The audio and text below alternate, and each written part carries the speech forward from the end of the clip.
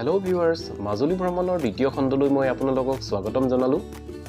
আজি মই আপোনালোকক লৈ যাবলৈ ওলাইছো মাজুলী তথা অসমৰ প্ৰথম শ্ৰেণীৰ ৰাজসত্ৰ আউনিআটি সত্ৰলৈ। এই সত্ৰখন 1653 খ্ৰীষ্টাব্দত আহোম ৰজা জয়ধ্বজ সিংহই মাজুলীত নিৰ্মাণ কৰিছিল। এয়া হৈছে আউনিআটি সত্ৰৰ সন্মুখৰ ভাগ। পথৰ দুয়োকাষে বহুতো দোকান পোহাৰ দেখিবলৈ পোৱা গৈছে।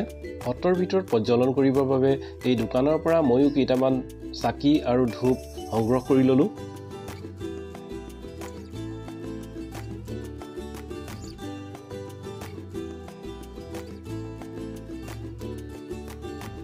সত্ৰৰ ভিতৰত যেহেতু জোতা চেণ্ডেল সুমিওৱা নিষেধ আছে, গতিকে মই ইয়াতে জোতা চেণ্ডেল খুলি লৈ সোমাই গলো সত্ৰৰ ভিতৰ ফালে। গতিকে ভিউৱাৰ্ছ আহকচোন মোৰ লগে লগে আগবাঢ়ি গৈ থাকো।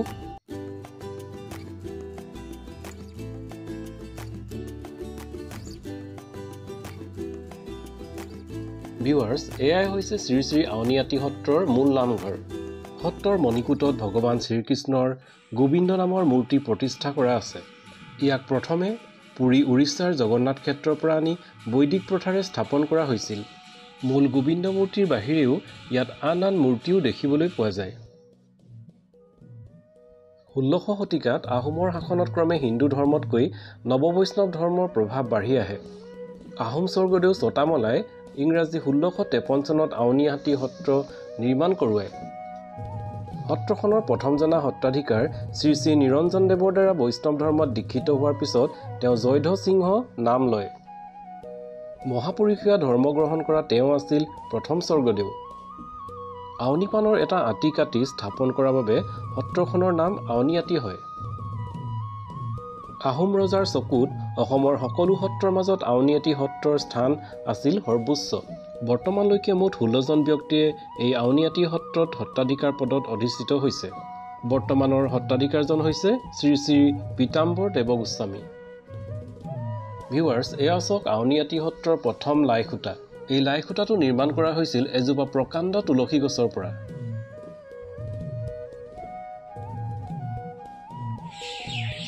এয়া হৈছে আউনিআটি সত্ৰৰ সত্ৰাধিকাৰৰ বাসস্থান। চৰাই চিৰিকটিৰ কোলাহলেৰে পৰিপূৰ্ণ চাৰিওফালে এক শান্তিৰ পৰিৱেশ দেখিবলৈ পোৱা গৈছে।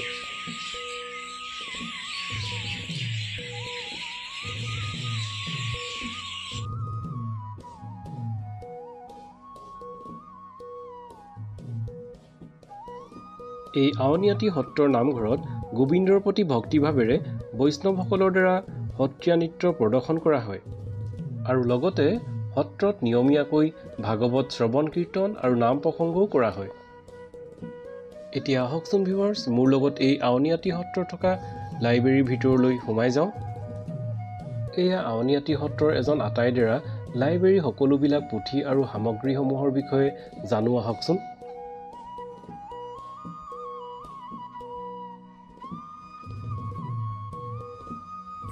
এইখিনি আমাৰ বেদ, উপনিষদ, ৰামায়ণ, মহাভাৰত আদি কৰি সকলোখিনি শাস্ত্ৰ আছে। এইখিনি হ'ল সাঁচিপতা পুথি গোটেইখিনি। এইভাগ হ'ল গ্ৰামোফোন, এইভাগ হ'ল পিতলৰ। এতিয়া মই মাহ প্ৰসাদ দিবৰ কাৰণে ব্যৱহাৰ কৰা হয়। আগৰ এইটো ৰজাৰ দিনতো আছিলে।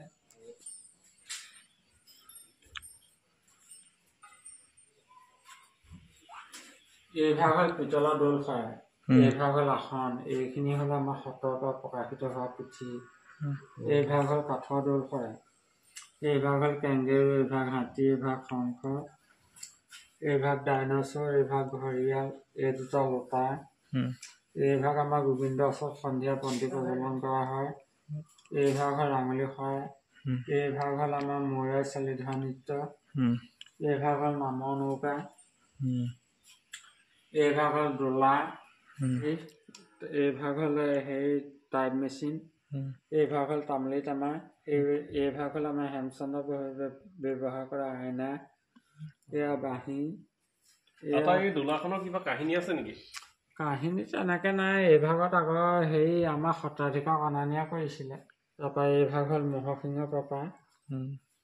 এইখিনি হ'ল আমাৰ অসমীয়া অভিধানকে আদি কৰি বিভিন্ন ধৰণৰ কিতাপ আছিলে।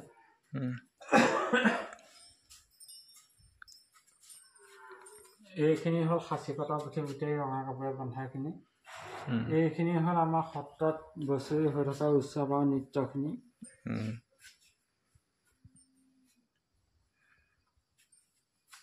এইভাগ হ'ল পিতলটো এইখিনি আমাৰ সত্ৰ প্ৰতিষ্ঠাৰ পৰা বৰ্তমানলৈকে যিমানকেইজন সত্ৰাধিকাৰ এই সত্ৰত বৈকুণ্ঠগামী হ'ল সেই বৈকুণ্ঠগামী হয় সত্ৰাধিকাৰ হ'ব নাই বৰ্তমান এই সত্ৰ প্ৰতিষ্ঠা কৰিছিল নিৰঞ্জনদেৱে শ্ৰী শ্ৰী বংশীগোপাল দেৱৰ এই 1653 চনত এইখিনি বিভিন্ন পুথি শাস্ত্ৰ আছিলে এইভাগ হ'ল সিংহাসন জয় বিজয় এয়া স্বয়ং ভগৱান কৃষ্ণ গোবিন্দ এইভাগ হ'ল মহামায়া ভিউৱাৰ্ছ এই সত্ৰখনলৈ আহি গম পালোঁ আমাৰ অসমীয়া কলা সংস্কৃতি কিমান যে চহকী এইবিলাকৰ কথা আমি নাজানো বা জানিবলৈ চেষ্টাও নকৰোঁ পশ্চিমীয়া সংস্কৃতিৰ জাকজমকতাত বুৰ গৈ আমি যেন নিজৰ অস্তিত্বকো হেৰুৱাই পেলাইছোঁ আউনীআটী সত্ৰৰ ভিতৰত সকলোবিলাক দৰ্শন কৰি আমি এতিয়া যাত্ৰা আৰম্ভ কৰিছোঁ মাজুলীত অৱস্থিত দক্ষিণপাট সত্ৰলৈ বুলি গতিকে ভিউৱাৰ্ছ ইয়াৰ পিছৰ ভিডিঅ'টো আপোনালোকে চাবলৈ নাপাহৰিব আজিলৈ ভিডিঅ'টো ইমানতে সামৰণি মাৰিছোঁ থেংক ইউ